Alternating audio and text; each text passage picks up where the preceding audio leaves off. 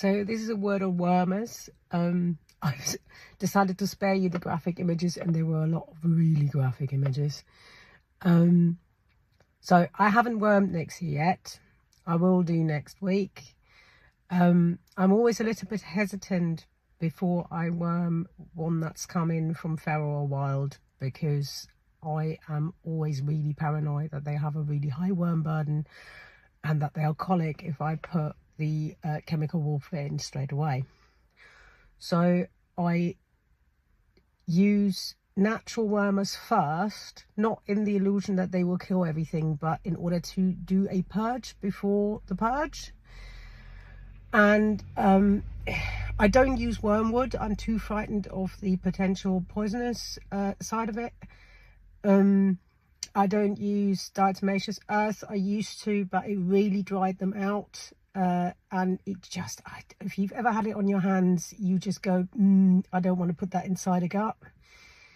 That's just me. People do what they want to do. I use thyme for pinworm, which works really well. I use pumpkin seeds, ground pumpkin seeds for general worms, but specifically tapeworm. And I tell you what, I never knew whether it would work or not.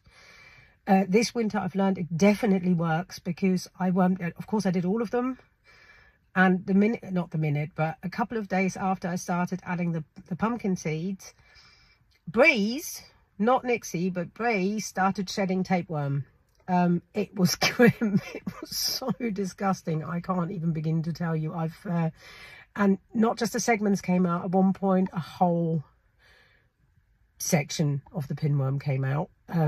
So I'm pretty sure that's a fairly strong wormer. People remember that for the apocalypse.